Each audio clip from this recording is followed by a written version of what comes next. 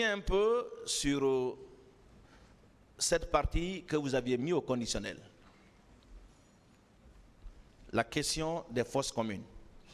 Je vais lire avec la permission du tribunal ce que vous aviez dit devant le pôle de l'instruction. C'est la code 1261, page 4.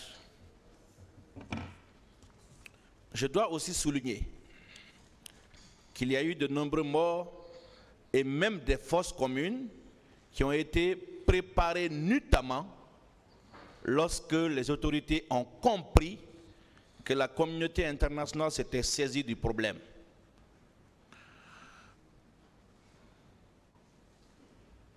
Je ne connais pas les lieux de ces fosses communes, mais certains disent qu'elles seraient au camp Al-Fayaya et à l'aviation militaire. De toute façon, le nombre de morts réels dépasse de loin l'effectif qui a été officiellement déclaré. Ça, c'est le conditionnel, ça? Le tribunal appréciera cette question. Je crois qu'au cours de ce procès, cette question de fosses communes, de plusieurs endroits où seraient ensevelies malheureusement ces victimes, cette question a été portée largement à l'attention du tribunal qui a la responsabilité de situer sur cette question. Je voudrais me limiter à ça. Je pense que ça, c'est très clair. Vous ne voulez pas assumer vos propos, docteur? J'assume mes propos, comme tous ceux qui ont dit ici que les gens ont enlevé des corps, comme tous les rapports qui ont indiqué que les gens ont enlevé des corps dans les lieux où ils devraient normalement être. Même j'ai vu une victime ici qui a vu un corps de son frère et qu'on n'a plus jamais retrouvé ce corps-là.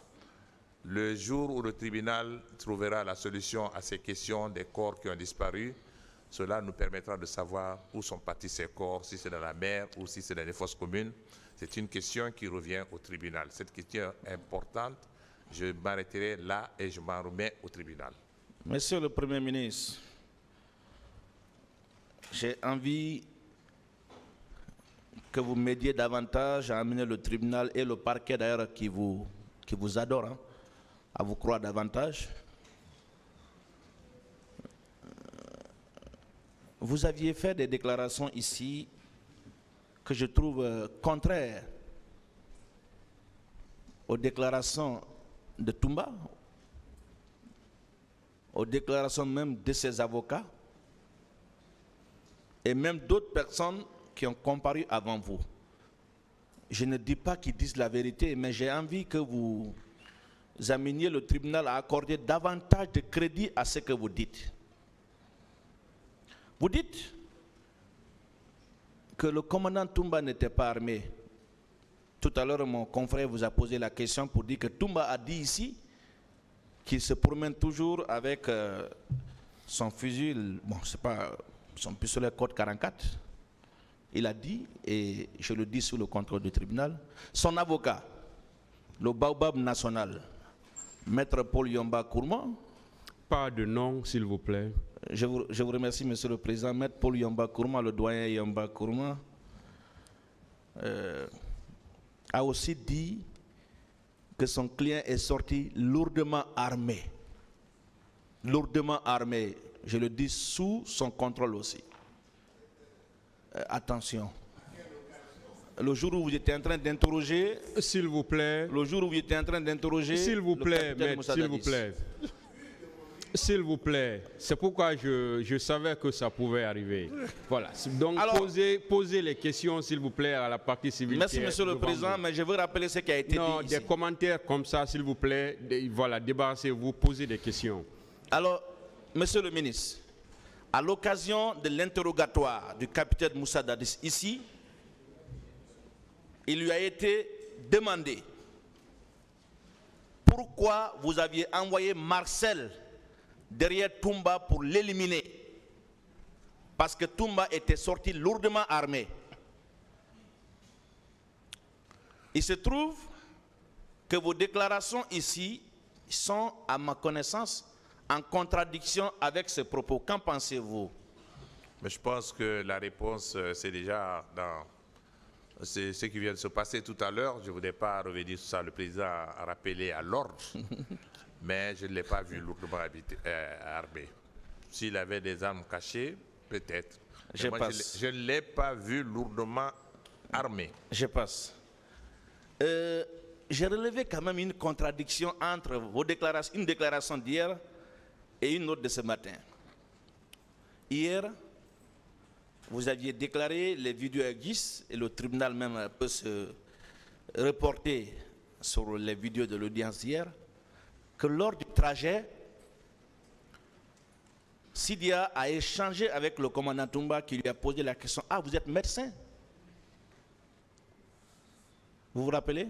Mais je l'ai dit hier et je l'ai répété ce matin. Et ce matin, vous avez dit « On n'a pas échangé avec Toumba durant tout le trajet. » Sauf quand, peut-être que vous n'avez pas entendu, mais je crois que tous ceux qui sont là ont entendu.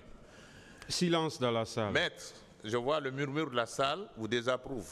J'ai dit ici clairement, et ce matin, hier, ce que j'ai dit, je l'ai encore répété aujourd'hui, nous n'avons pas échangé avec Toumba, à l'exception de Sidia qui lui a demandé quand il a reçu la compresse, qui est quand même un élément médical, à l'exception de Sidia qui lui a demandé s'il était médecin. Et il a répondu, il est docteur. C'est le seul échange que nous avons eu. D'accord, je continue. Je voudrais que l'on soit très clair dans ce que j'ai dit et que je répète et que je maintiens. C'est bien compris.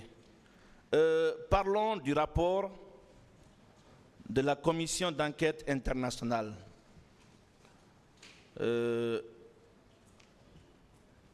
Vous avez parlé d'un éminent juriste africain que nous respectons tous, un grand professeur d'université, qui a présidé les travaux qui ont abouti à la rédaction de ce rapport. Monsieur le ministre, est-ce que vous faites confiance aux conclusions du rapport de la commission d'enquête internationale des Nations Unies sur les événements du 28 septembre? Alors, vous me posez une très bonne question. Je suis très à l'aise pour vous répondre.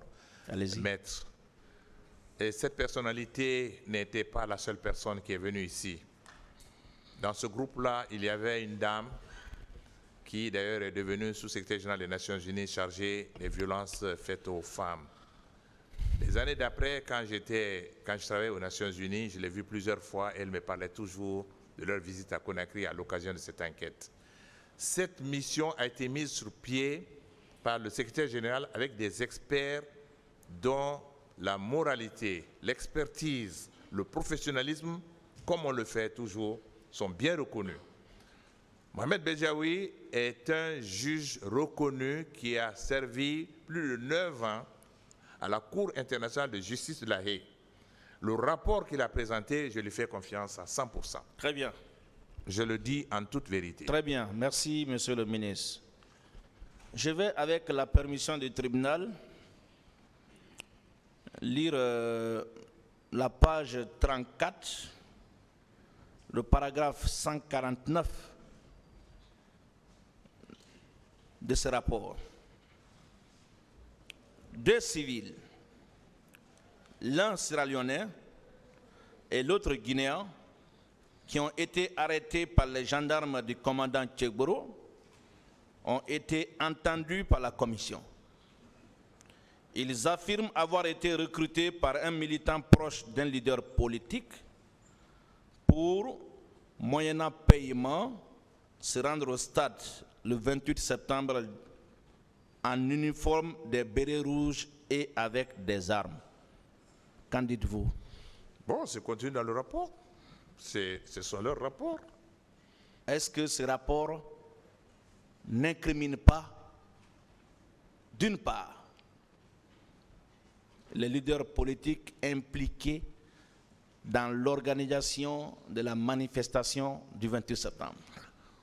Étant un des leaders qui ont justement organisé la manifestation du 28 septembre, je peux vous dire que nous étions très loin d'armer des gens pour venir tirer à l'intérieur du stade du 28 septembre. On était dans un enclos, on n'est pas allé dans la rue. Ce n'était pas une manifestation de rue, comme ça arrive souvent. Prendre le nord au sud de la ville, nous avions décidé de nous trouver dans un enclos fermé, Quel intérêt on avait d'avoir des gens armés pour venir tirer sur des gens? Donc vous ne croyez pas en ce que ce rapport dit alors? Non, le rapport de la Commission internationale d'enquête a été accepté par le secrétaire général et le Conseil de sécurité. Je voudrais me limiter à ça. Le tribunal appréciera cela.